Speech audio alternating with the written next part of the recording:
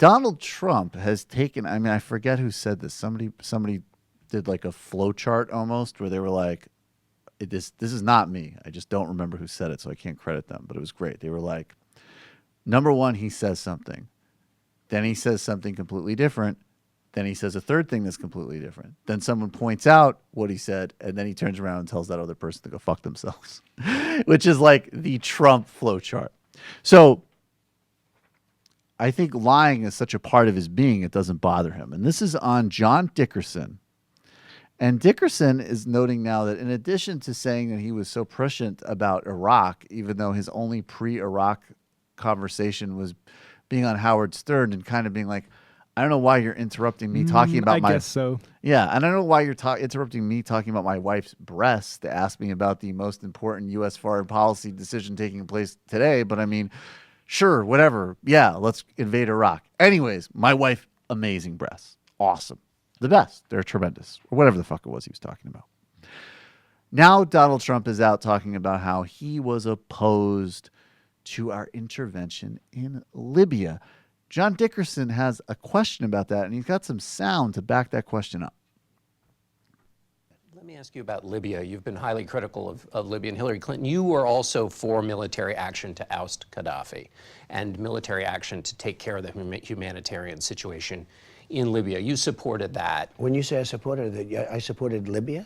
Yeah, you supported the intervention in Libya. I did? Where do you see that? In a video blog from 2011, you said, now, we should go in, we should stop this guy, which would be very easy and very quick. We could do it surgically, stop him from doing it, and save these lives. That's a big difference from what we're talking about. I mean, but you were big for difference. intervention. Don't forget, I'm the only one. I made a lot of money with Gaddafi, if you remember. He came to the country, and he had to make a deal with me because he needed a place to stay, and he paid me a fortune, never got to stay there, and it became sort of a big joke.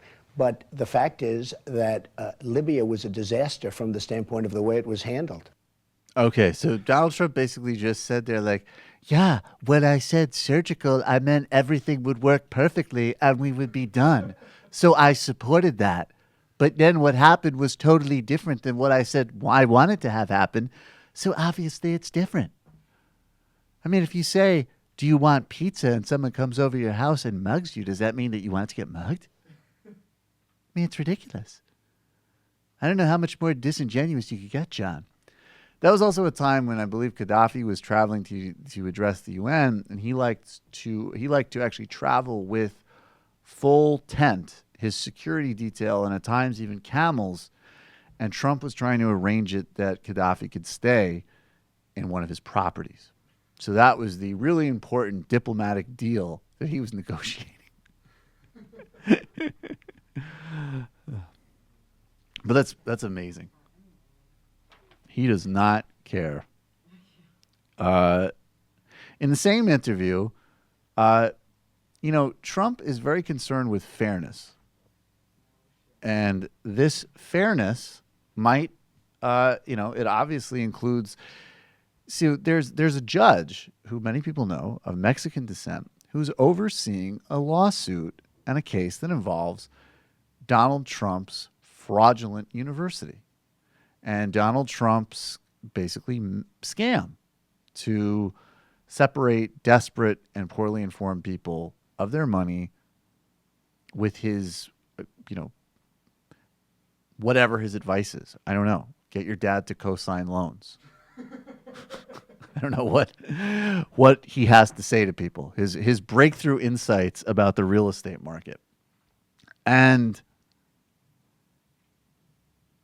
Donald Trump has made obviously a big deal about the Mexican descent of this American judge, who incidentally, before he was a judge, was actually a DA and was involved in prosecuting Mexican cartel cases and was actually a target of assassination, a plot by a Mexican cartel. I like my DAs that don't get targeted. I like my DAs that don't get targeted. Look, I did a lot of business with the Guadalajara cartel. Okay, they came over. They wanted to do some great things.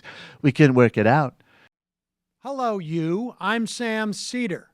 Looking for smart progressive talk that is occasionally amusing? Well, subscribe to our YouTube feed. Subscribe to our podcast. Like us on Facebook. And just generally enjoy us.